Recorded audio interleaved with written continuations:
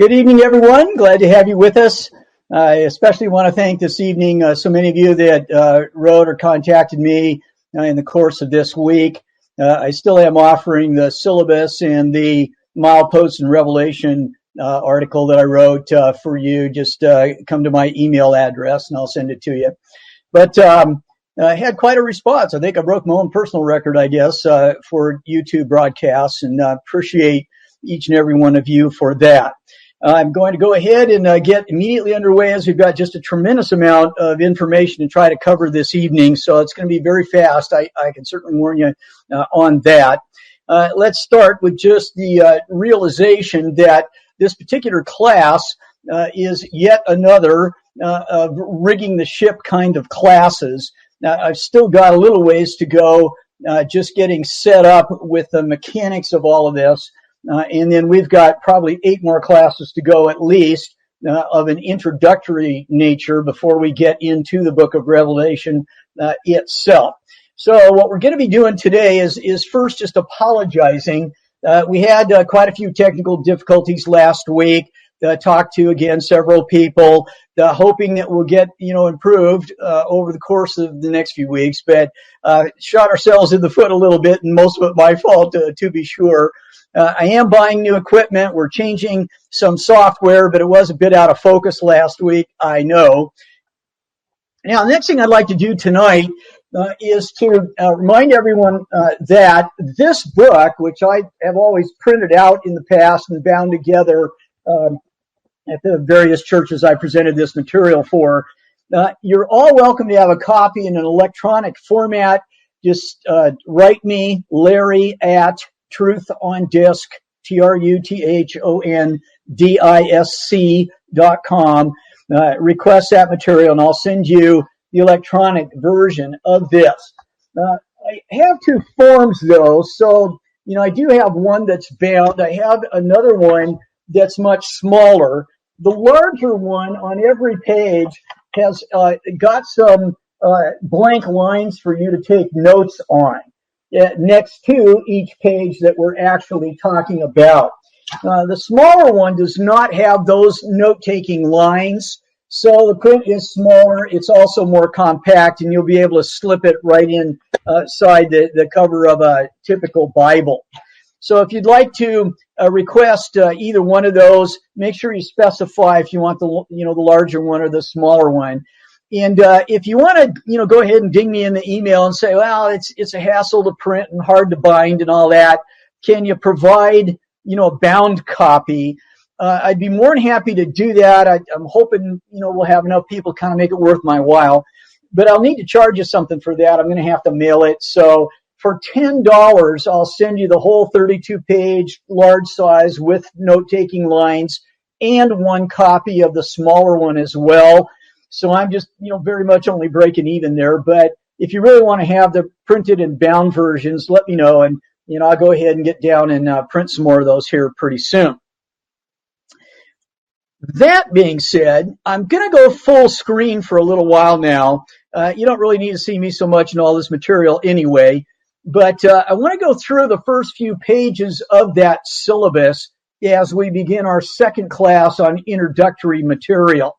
And so what we have is my cover note, and the right-hand side there is an actual copy of the page that is entitled Introduction in my syllabus. You can see I originally created this in September of 1987. It has now been updated. But I'm going to skip over all that and you read it yourself. We're going to be on this page, though, for a little while yet tonight. I do recommend a total of actually 5 books and a couple of other things that you might consider purchasing. Some of you already have, as a matter of fact, I was told this week. And the first one there is called The Avenging of the Apostles and Prophets. There will be extremely little that I'm going to be presenting to you that I didn't get from Arthur Ogden, whom I met personally in 1987, with whom I studied at length in a verse-by-verse class that he taught, which I also recorded as I found that material so fascinating on VHS. That's the cover of the book right there. It is the best of all the commentaries, I think, currently. It's not very big. You can get it in paperbacks, not very expensive. But if you'll contact the Ogden Biblical Resources, which is just aogden.com, then you can get a copy of one of those, and really not very expensive. The second listing that I have under suggested studies is called The Wars of the Jews. Next to only the Bible, I believe this is the most important book that all Christians should read. You read your Bible first, then you get a copy of Wars of the Jews. A recent translation by a living Jewish scholar is this one, Josephus, the Jewish War, by Gallia. I hope you can see it at the bottom of the cover there. Gaalya Kornfeld, Cornfeld. He did a masterful thing in creating a coffee table-sized book, National Geographic glossy pages, color photographs, black and white photographs, and an extensive commentary on the first century Jewish Pharisee who watched the temple fall and the siege of Jerusalem before it, as he had been a Jewish general fighting the Romans at that time. And so Josephus writes about what he saw at the end of Jerusalem and especially the temple. Gallia Kornfeld translates that from the original into English, adds an enormous amount of commentary and photographs. It's just the best version to have. Buy a used copy on Amazon. You can typically get it for about $40. You may see listings for over $300. $40 is what you're looking for. The next book I want to highly recommend is called Before Jerusalem Fell, Dating the Book of Revelation by Kenneth L. Gentry. Kenneth Gentry, I'll recommend two books of his. Kenneth has written this lengthy book about all the evidences internally and externally for the book of Revelation's writing. When did John write the book? Now, I've often said this, a lot of times I've said this, I say it again tonight. Anybody who has not read this book and then forms an opinion on when John was on Patmos, who put him there, and when he wrote the book of Revelation, that person has formed an uninformed opinion. This may not be the best book ever written before Jerusalem fell, but on the dating of the book of Revelation, I think it's the single best source you can go to hear both sides of that argument. You haven't read this book, then you don't have a very well-informed opinion of when this book of Revelation was written. You haven't really seen all the evidence, most of the evidence, or the best evidence. So you might want to think about that. But I've got, a little bit better option for you maybe.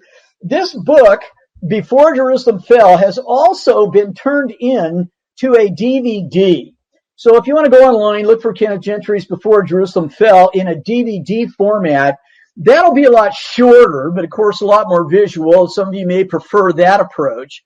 But even better than that is the number 4 listing in my syllabus for suggested studies. It's this book called The Beast of Revelation. I think the cover's changed a couple of times. This is the way my personal copy looked a few years back. The Beast of Revelation by Dr. Kenneth Gentry. This is 2 books under one cover. The title is even actually a little bit misleading in that regard. You would think it's all about that last verse in Revelation 13 and who does the 666 represent. But only half the book is devoted to that. The other half is a condensation of Before Jerusalem Fell. So if you buy The Beast of Revelation by Kenneth Gentry, it's a twofer. And that's really the one to have. It is a not, stripped down so much that it's not adequate discussion of the major arguments on the date. And it's a great discussion of the Revelation 666 number. So, I suppose if you can only buy one book on my list, well, get Ogden's book, The Avenging of the Apostles and Prophets. Buy this one, second or third, depending on how deep you want to get into the history, and then come over onto those two topics. Next, I'll suggest for you Gary DeMar's excellent work, though there are very many that are like this. I'm just picking one of them. Gary DeMar's Last Days Madness, the obsession of the modern church, thinking that the end times are our times, any day now, as so many religious groups have been teaching since the 1800s, particularly in America. Seventh-day Adventists, Jehovah's Witnesses, just so many. And so this gives you a much larger overview, I guess, of end times prophecies. Highly recommend that. Got quite a bit to say about the book of Revelation. One that I did not put into my syllabus, but I would like to highly recommend, difficult to find, is called The 70 Weeks and the Great Tribulation by Philip Maurer. This is actually a study of the book of Daniel, of course, and that small passage about the 70 weeks, but one of the more difficult passages in Scripture. So, I'd highly recommend that you get this, though, for your Daniel studies, and it'll serve you well in Revelation also. So there's my suggested study list. You can look at some of the recordings I have for DVD and audio and the rest of that later. The popular methods of interpretation then comes up next in the syllabus. We already talked about that last week, so you won't have any more time on that this evening. But I would like for you to note that at the bottom of this page, you get the first of these assignments. I typed there, assignment lessons number 1 and 2 in Ogden's Revelation workbook. Some of you will appreciate getting Art, now deceased, commentary, The Avenging of the Apostles and Prophets, but he has a companion workbook, much smaller, but now you have some, examples and activities that, assignments to perform. You might want to get a copy of that as well, just a few dollars. But I tried to tie my syllabus to that a little bit. So at the bottom of each one of my thoughts on these pages, you'll find an assignment in his workbook as well. Now, for just a minute, I guess I'll come back over here, and remind you that I really am still teaching this class. So last week, believe it or not, one of the first, I guess it was the very first comment I got about why we were not getting the high definition quality we wanted out of the recording was that I had worn a striped shirt, and that really wreaks havoc, I guess, on the compressions that these data files have to go through. So I promise I'd never wear another striped shirt while we're videotaping here. I'm hoping, Jeff, then, for your sake, that the tie is not too loud. I love my loud ties. For as far as brand goes, there's only 2 brands and I have more than one tie from. It'll tell you maybe a little bit about Larry Haverstock, and I've got quite a collection of Jerry Garcia ties, founder of the Grateful Dead. Makes great ties he did before he passed away so long ago. And the others are along this line, which is Rush Limbaugh's line of ties from 15 years ago, I suppose it was. I like loud ties, and both of those guys, do really that. Might tell you a little bit, about my mind, I guess, but I just, wanted to go on the record. Whatever you think of the politics of these 2 guys, they sure make fabulous ties, and I'm hoping Jeff will let me continue to wear them here from week to week. So for a little bit, we'll go double screen here. This is going to be a tough class. You can tell I really kicked it into gear. I am speaking awful fast. Those of you that get the MP3 recordings of this later, you can slow it down maybe. But we're going to be talking about when the book was written. Dating the book of Revelation's authorship has proven to be, I believe, the single most misunderstood and single most derailing topic for properly understanding Revelation that there is. There's a lot of views on the book of Revelation, but there is a fork in the road that virtually everybody takes before they even start reading the book, that is, studying it to figure out what it says. And depending on which fork you take, everything changes. The two books become unrecognizable next to each other. They are so radically differently understood. So tonight, I want to, dip into this subject. Get Before Jerusalem Fell. It's a long read. Get Kenneth Gentry's alternate book, The Beast of Revelation. But think about when this book was written. Because here's the deal. Most people, the great majority of people, at least in the last century or so, have, in my humble opinion, made a horrific mistake. They decided before they even try to understand the book that it was written under the time of Domitian, probably in the last half of the 90s, and that therefore the things which are shortly to come to pass cannot possibly be talking about the fall of Jerusalem in 70 AD. A thing that is shortly to come to pass can't lie 25 years behind you. So since most people bought the late date, eliminated a first century fulfillment from all their thinking, they wouldn't even allow it. It wasn't conceivable. It wasn't possible. They laid aside the true meaning of the book and went off in search of some way to understand it. Now think about that for a minute. Even if you take the late date, these things were shortly to come to pass. The time was near. Jesus was coming quickly. We looked at that at length last week. So even if you take the last date, you've got to find an interpretation that would be somewhere then early in the 2nd century. What is that? Because virtually nobody proposes that. Once they abandon Jerusalem as the fulfillment of the majority of this book, then they're in search, brethren, of a mythical beast, in my opinion. And that's why we've had this plethora of opinions on how to understand the book. So as you can tell, I'm going to be arguing vigorously tonight for an early date. Here's my page on the dating of the book of Revelation. It's page 6. I'm going to be talking about some of that tonight. Those of you that already have a copy, you can be looking at it. Right now, I just want to zoom in on the first 2 paragraphs and repeat what I just said.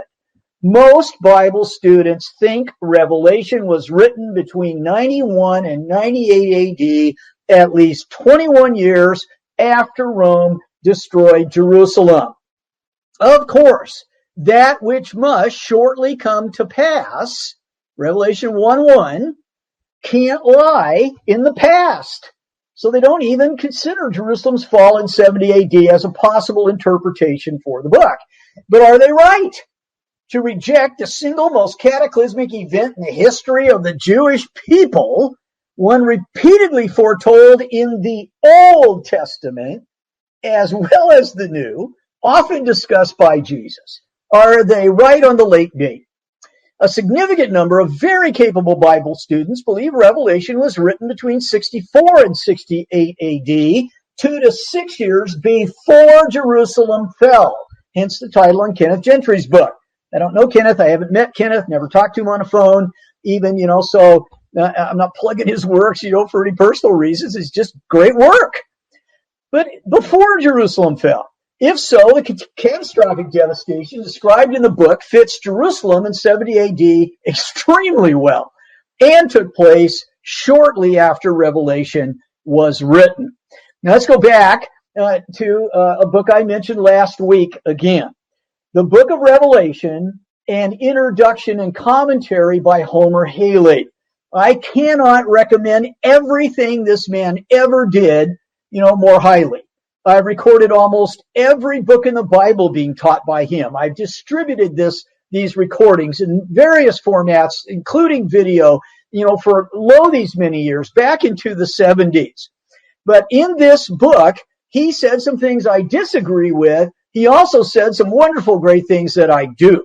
In Homer Haley's commentary on the book of Revelation, on pages 26 and 27, he said, scholars have periodically debated the date for John's receiving and recording the revelation, but the choice usually lies between the time of Nero AD 64 to 68, and the time of Domitian, AD 91 to 96. Well, amen. That's just a simple fact. He goes on, a formidable array of illustrious names who defend the Neronian date, Nero's time frame as emperor when it was written, could be set over against an equally reputable and scholarly host of defenders of the Domitian date. But this array of names would not resolve the question. Amen. After considering arguments for each of the positions, I, that's Homer Haley, believe that the weight of evidence favors the late date, AD 91 to 96, though there are some strong but inconclusive arguments for the Neronian. Homer was conflicted, and rightly so. It's a formidable array of illustrious names who defend the Neronian date. It is a formidable array of illustrious names that defend the Domitian date. Which one's right? So here's my dating the book of Revelation again. If you're following along with me at home, at all in that, this time, look to the last part of it at the very bottom there, where it says, many extremely, why did that go blank? I wonder, on my screen. Give me just a second here, brethren, to try to figure out what I'm looking at, because it doesn't seem right. There we go. Many extremely talented scholars accept and defend the early date. Gentry, again, same man, lists 136 men. F.F. Bruce, Adam Clark, Alfred Edersheim, J.W. Farrar, Philip Schaff, J.B. Lightfoot, Edward Young, Foy E. Wallace. Many of you will know, a member of the Lord's Church. Westcott and Hort embrace the early date. Do these men represent shoddy scholarship? Are we to accuse them of a personal bias or hypocrisy? Should their testimony be ignored, discounted, or denied because it's not the majority opinion? Well, it isn't the majority opinion, but it's getting there. Are these men wrong by virtue of their refusing to go along with the most popular belief? No, you're not wrong because you don't join the majority. So we got to think about this. Here's a copy from 1881 of your original New Testament in the original Greek by Brooke Foss Westcott and Fenton John Anthony Hort. These men, with an introduction in this edition by Philip Schaff, considered by many, maybe most, as being the foremost church historian ever, these men, all of them, are men who endorse the early date that I'm defending. So it's pretty evenly split. Just because you're not necessarily in the majority doesn't make you right or wrong. Here I'll quote again from Homer, pages 26 and 27. Philip Schaff, who accepts and defends the earlier date, has said of John's exile to Patmos and the disputed date, quote from Philip Schaff now, external evidence points to the reign of Domitian in AD 95. That's what Schaff said. And I think there's a lot of truth in that. That does seem to kind of tilt in favor of the late date if you look outside the book of Revelation at what is external to the pages of your Bible, to the uninspired commentators and writers and historians, then the external evidence from uninspired men would seem to favor AD 95. But there's another sentence in Homer's commentary. Internal evidence to the reign of Nero, or soon after his death, in AD 68. So the external evidence points to Domitian, but the internal evidence points to Nero, a writing of the book when Nero would have put John on Patmos, not Domitian. So let's talk about dating the book of Revelation. Now, for just a minute or two, I'll go ahead and stay on screen with you. I know it can be a little unnerving, I guess, to just watch slides go by. I'm still here, but I've done a lot of work on these slides, and I'm hoping that they'll help you quite a bit. So we'll go back, to full screen again here pretty quickly probably. But have a look at this. We've just said and seen, and everybody agrees, there are really only two, valid, respectable choices. Before 70 AD and after 70 AD. About 30 years apart. These are our two choices. Now, in Revelation, chapter 2, verse 10, chapter 6, verses 9 through 11, and chapter 13, verse 7, and other places, there is persecution of the saints. For my terrible pace I have to keep tonight, I'm not going to read those. You can read them later. Revelation 2:10, 6:9 through 11, 13:7, and others. We're considering external evidence. Well, there's persecution internally in the book. But the external evidence suggests or is thought to be Roman persecution. Persecution by the Romans of the saints. That's attributed, by the way, to Domitian. Neglecting, ignoring, not placing enough emphasis or value, I think, on the persecution of Nero.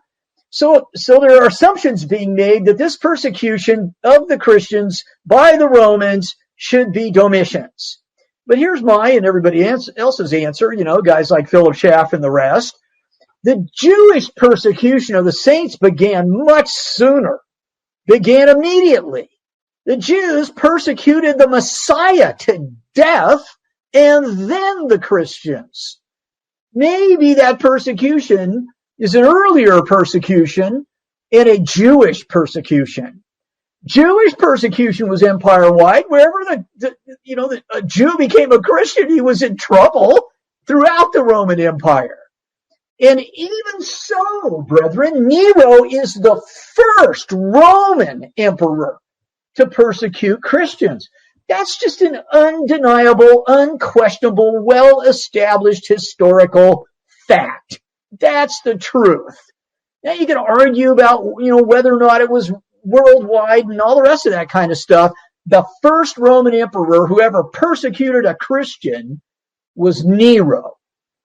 Now, in Revelation 13, verses 3 and following, which I'm going to put on the screen and leave you now. I'm going to go back for a while, to full screen on the slides for those of you who may not be able easily to handle a Bible, and I know that is often the case. And so I'm just trying to help everybody here. I'm going to put all these passages up on the screen.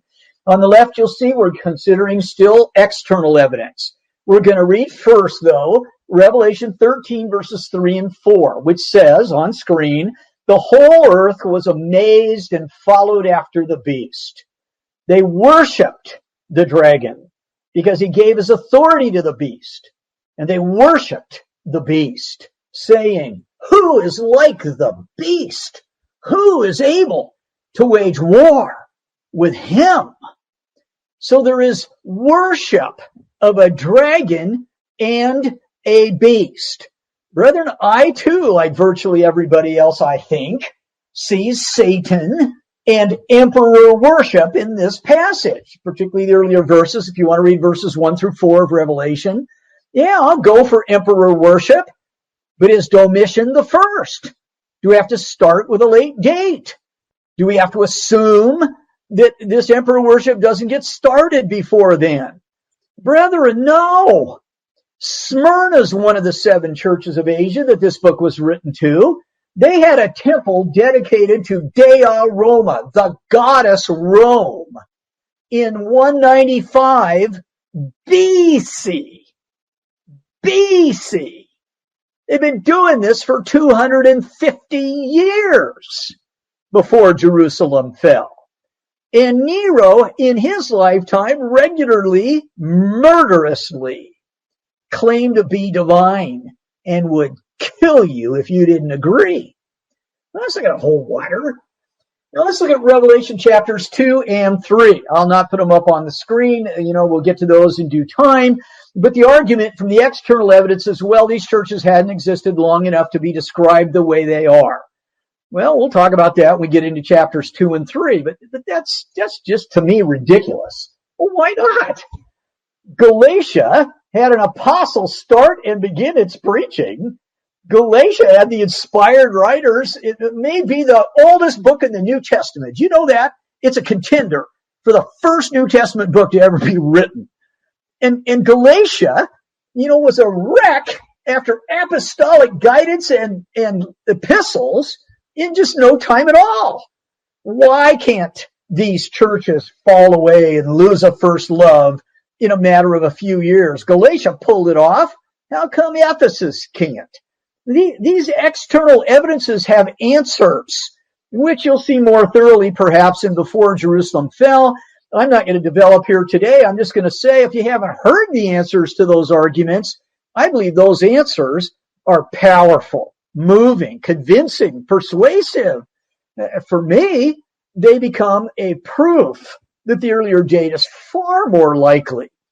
Let's again look at Revelation 13 and verse 18 now. I mentioned it earlier, we can come back to this. Here's wisdom. Let him who has understanding calculate the number of the beast. For the number is that of a man, and his number is 666. Well, there it is. The most popular verse in the whole book, maybe the whole Bible, I suppose. Here's wisdom. Let him who has understanding calculate the number of the beast. Now stop. In the first century, when they got the book, if they had wisdom and understanding, they could calculate this number. The number is that of a man. When they added it up, they would know what that number represented. Who was 666? Who is that man? You have wisdom, you have understanding, you want to calculate it out? In the first century, those who had wisdom and understanding knew who the man was that 666 represented. But in the external evidence, brethren, we've got a guy named, and nobody's sure how to pronounce it, I don't think. Maybe Irenaeus, and maybe Irenaeus, and maybe Irenaeus. I'm not sure. Irenaeus, I'll pick this time, was a man, a Christian in some sense of the word, a believer, who lived about 130 to 202 AD. And he had something to say about that number, 666, and why John wrote it that way. This man wrote about 180 to 190 BC. So, 90 to 100 years after even the late date, quite a while. And he is quoted then by Eusebius around 300 AD. Eusebius' writings are very interesting. One of the early church historians, very fascinating author, highly recommended. About 300 AD, he's going to quote Irenaeus. Here's the quote. If it were necessary to have his name, the name that 666 represents, if it were necessary to have that man's name distinctly announced at the present time, 180 to 190 AD, it would doubtless have been announced by him who saw the apocalypse.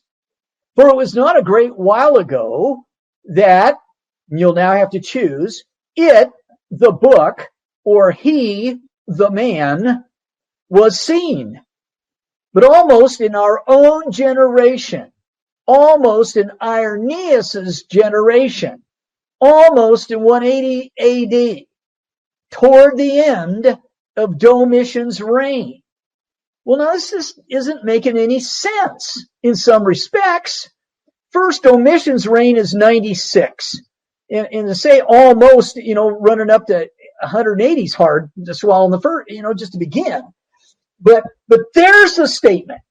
And the way the majority, reading the external evidence as it is repeated by Eusebius, 120 years after it was originally written, they read it, if it were necessary to have his name distinctly announced at the present time, it would doubtless have been announced by him who saw the apocalypse, for it was not a great while ago that it, the book, was seen, by which they mean written. But almost in our own generation, toward the end of Domitian's reign, which would put the writing of the book down about late 90s, and therefore the late date. There's the external evidence. Here's just one of innumerable articles you can find online or you can read about from Kenneth Gentry and so many others. Let me zoom in on it. The first two paragraphs look like this. It is, and you can get the location of this article, at the top in bold, but the article says in the first two paragraphs, it is important to examine not only where and how Irenaeus came by his opinion, but also what Irenaeus said, because as you will shortly see, it is possible that his testimony has been misunderstood.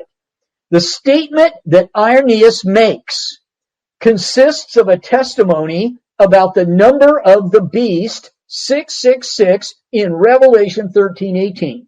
A translation from the original Greek is as follows. When you translate, you get slightly differences, so this person's translation is a little bit different than the other one I just read to you. Here's the quote. We therefore do not run the risk of pronouncing positively concerning the name of the Antichrist. For if it were necessary to have his name distinctly announced at the present time, it would doubtless have been announced by him who saw the apocalypse. For it's not a great while ago that it, or he, was seen, but almost in our own generation toward the end of Domitian's reign.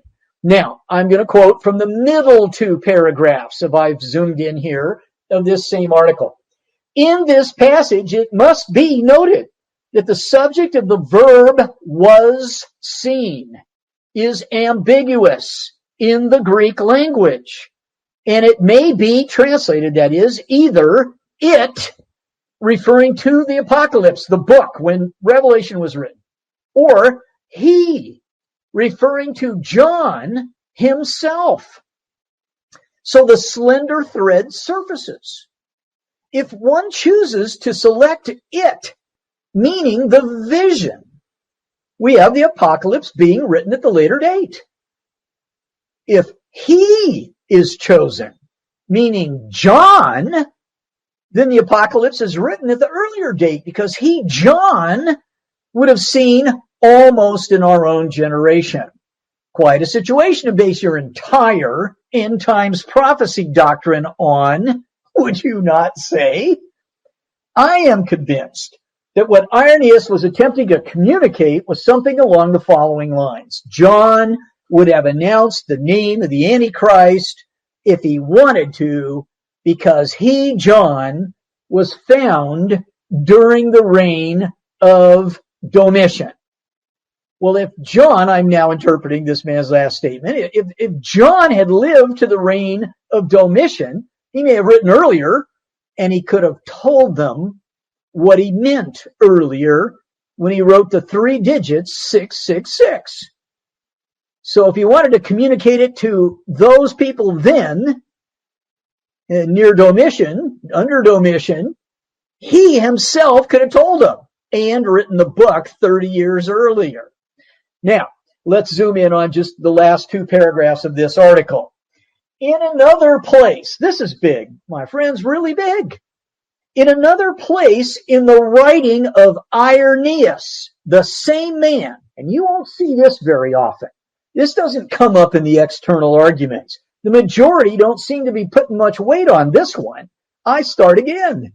In another place in the writings of Irenaeus, again writing about the number 666, he seems to indicate an earlier date for the dating of Revelation.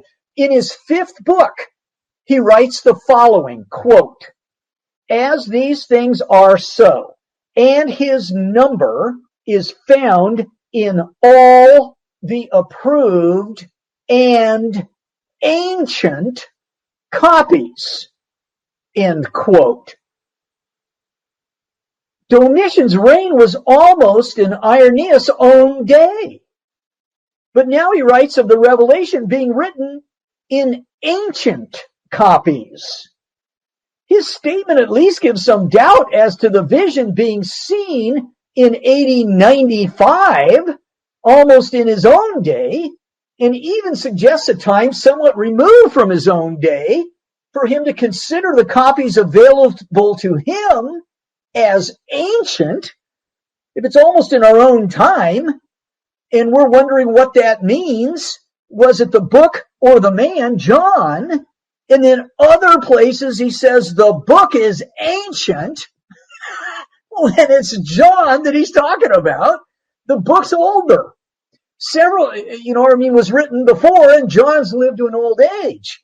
And so Irenaeus leans himself in favor of an early date with ancient copies almost to his own time in 180, 100 years and some later. Several of the church fathers, continuing this quote, of the 3rd and 4th century speak of John's writing Revelation in connection with his banishment to the Isle of Patmos, which they fix as the reign of Domitian. Yet, some of them are unclear between Nero and Domitian. Clement of Alexandria says John was banished by, quote, the tyrant, a name appropriate to either, that is, either Nero or Domitian. Yet in usage, the quote continues, applies less to Domitian and more to Nero. Now, these are important names, well-known names, towering names, if you know anything about Roman history. Tacitus, Suetonius, Pliny the Elder, the Roman satirist Juvenal, all of whom predate Eusebius, and therefore his secondhand quote from Irenaeus, call Nero the proverbial tyrant. That makes him a preeminent tyrant, a notable tyrant, a big-time tyrant. So even in the face of Domitian and all the bad he might have been, Nero's proverbially tyrant. These are things for us to think about. Now, just for a minute, again, hi, I'm still here. Okay, I love you all, but tonight you're going to have to do without me. I really do think that it's better here for the slide's sake, that you look at these. And Revelation 13, look at this. It's just so important. Well, here it is again. Revelation 13:18 says, here is wisdom. Let him who has understanding calculate the number of the beast, for the number is that of a man, and his number 666. So let's now think of that verse, not from Eusebius, not from Irenaeus, not from external commentators writing decades and even a century or more after the fact. What does it say in the book? What is the internal evidence indicating? Does it point at an earlier time or a later time for a beast of a man to be numbered 666? Now, look, we're going to do this really in depth, like 20 weeks from now, when we get to the verse by verse on Revelation 13:18. But just now to tease you, whose name equals the number? The common usage Neron, full name, I didn't even give it all, but Nero with the N on the end is going to add up to the 666. And they used it constantly in the 1st century. His name does add up to 666. We do need to remember that these people could calculate the number. And there's a textual variant. Some manuscripts of Revelation don't even have 666. Did you know that? Significant. Manuscripts of Revelation don't have 666. They have 616. And to my knowledge, since Nero often had his name spelt without the N, they did it both ways, Nero adds up to 616. Well, how about that? His name is the one name that would account for a textual variant, where some tired copyist knows it's Nero and accidentally puts 616, that spelling, instead of 666, which is the other spelling for the man. What do you know? He fits. The internal evidence does fit Nero. He had better be one of our candidates. Now, you saw these verses last week. We looked into Revelation's first 3 verses. We looked at 5 different places in the last chapter, and we found that this book was soon to come to pass. That's internal evidence. I think that internal evidence will certainly be seen in the things that are said between these verses. So we'll deal with that, later and some more in detail at each verse. But right now, that's an internal evidence. It had to be somewhere in the 1st or immediate 2nd early century. So let's look at some others here quickly as we bring this class in the last quarter of it up to an end. Internal evidences now. We're going to continue for a while. We'll look at a couple of externals toward the end again, but let's talk about internal evidence. What does a book say? Revelation 17, 9 through 11. Here's the mind which has wisdom. The 7 heads, which had just been described, are 7 mountains on which the woman sits. And they are 7 kings. 5 have fallen. 1 is. The other has not yet come. And when he comes, he must remain a little while. The beast which was and is not is himself also an 8th, and is one of the 7, and he goes to destruction. Although you could translate that, he goes to destroying. So we'll talk about that in due time. 2 ways to translate it. It could mean that he gets destroyed, or the verse may be saying he's the one that goes about destroying things. We'll leave that for later. But look there in the middle. A book exists, and in its 17th chapter it says, we're talking about 7 kings. Churches in Asia are reading about 7 kings. 5 have fallen. So they must be in the church of Asia's past as they stand there listening to this book be read to them. 1 is. Well, that must be the king that we're under right now. The other has not yet come. Well, good. Rome's going to last a while. We'll get another emperor sometime. And when he comes, he must remain a little while. The beast which was and is not is himself also an 8th, is one of the 7, goes to destruction or to destroying. Well, brother, how do we start counting? What king do we count with first? That anybody who had wisdom in Asia, and anywhere else the book eventually goes, would be able to calculate, just like the 666. The 7 heads are 7 mountains which the woman sets. 7 kings, 5 fallen, 1 is, the other's not yet come, and when he comes, he must remain a little while. And brethren, I'm proposing this, that we start counting the way Jews did in the 1st century. Josephus watched Rome fall, and then he wrote about it. Josephus was a Pharisee born about the same year that Jesus rose from the dead. Josephus is a Pharisee in the 1st century.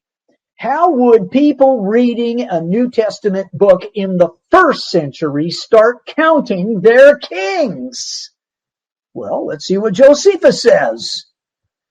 After him came Annius Rufus, under whom died Caesar, the 2nd emperor of the Romans, the duration of whose reign was 57 years besides 6 months and 2 days.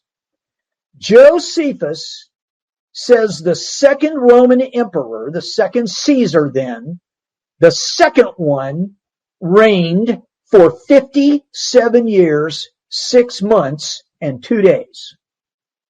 And everybody in history knows no other Roman emperor got near that record. It's Augustus Octavian, who is the 2nd emperor of the Romans. Not the 1st, like the majority starts counting in Revelation 17. The majority starts counting based on centuries later how historians count Caesars. Well, what do you say we count the way the Jews did in the 1st century? Wouldn't that seem to make a little more sense? I don't care what Edward Gibbons said about it. I'm more interested in what a 1st century Jew would get out of it. He goes on to say, Josephus does, upon whose death Tiberius Nero, his wife Julia's son, succeeded. He's now the 3rd emperor, as Tiberius. And continuing this quote in Antiquities, Book 18, Chapter 2, Paragraph 2, their verse referencing is a little different than ours. They don't do verses at all. It only gets to paragraphs. So it's Josephus, Book 18, Chapter 2, Paragraph 2. Continues. When Tiberius had at this time appointed Caius to be his successor, he outlived but a few days and then died.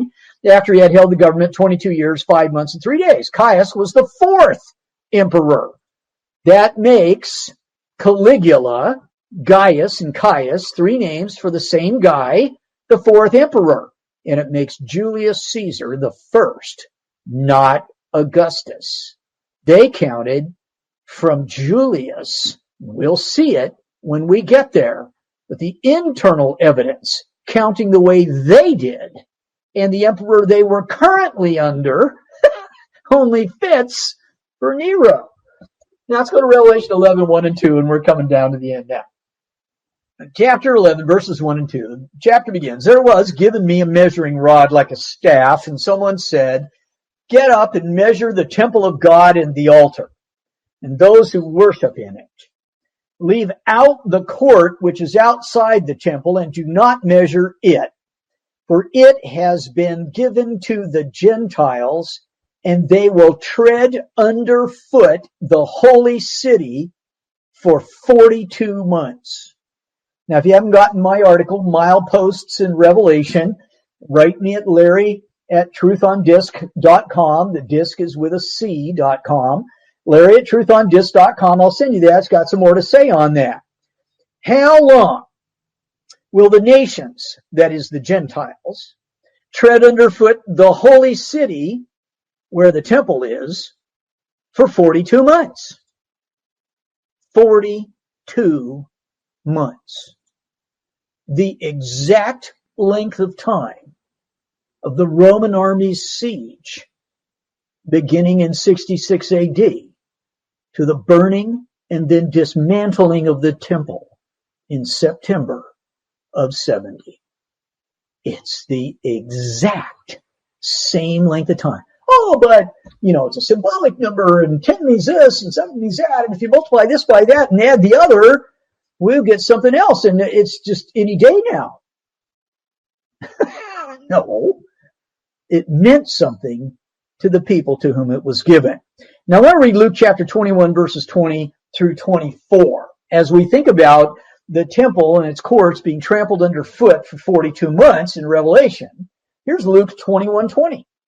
Jesus says, when you see Jerusalem surrounded by armies, then recognize that her desolation is near. Then those who are in Judea must flee to the mountains, and those who are in the midst of the city must leave, and those who are in the country must not enter the city, because these are days of vengeance, so that all things which are written will be fulfilled. Woe to those who are pregnant and to those who are nursing babes in those days, for there will be great distress upon the land and wrath to this people. They will fall by the edge of the sword and will be led captive into all the nations. And Jerusalem will be trampled underfoot by the Gentiles until the times of the Gentiles are fulfilled.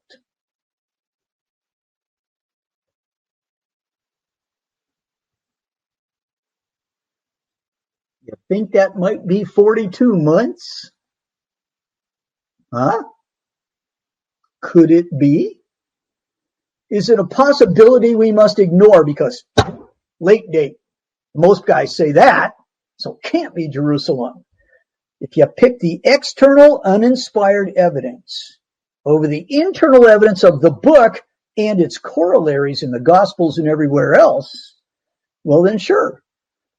It could have been 100 years after Revelation was written. It could have been the fall of Rome in 476 AD. It could be who knows what all the way down to today. Brother and I'm recommending, and we're going to study in a whole lot more detail in lessons soon to come and later to come as well. At the times of the Gentiles trampling underfoot the holy city was 42 months. That's only been done one time, a long time ago. Okay, let's go back now, full screen, in this manner. Revelation 11:8. Their dead bodies will lie in the street of the great city, which mystically is called Sodom and Egypt, where also their Lord was crucified. What do you guess that city is? Now, we'll fortify this as if it needed any fortification when we get to Revelation 11. Give me 6 months. We'll get there sooner or later. But come on. Now, brethren, I'm giving away a lot. I don't always do it this way. I'm wanting you to get these clues, under your belt, the internal evidence, even before we read the book. Just know from this class, picking a late date, ignoring the fall of Jerusalem, and marching off over time's endless hills to figure out what Revelation is talking about just might be the biggest mistake you'll make for 6% of the entire New Testament. Let's not do that. Let's read the book first. Let's figure out what it's talking about. Maybe it'll help us and tell us when the book was written. Now, I'm telling you now, the internal evidence favors the early date. So at least let's leave Jerusalem on the table while we read this book. And then I'll close with this, I think, most amazing external evidence. While we're talking about external evidence, there is a Syriac manuscript of the book of Revelation, which has an uninspired title that was attached to it in the 600s AD. Now, it was a long time ago, and it was a long time after the book was written, whether you take an early or a late date. The Syriac in the 600s AD has an external evidence, an uninspired title that the copyist wrote just in front of the book of Revelation as we know it.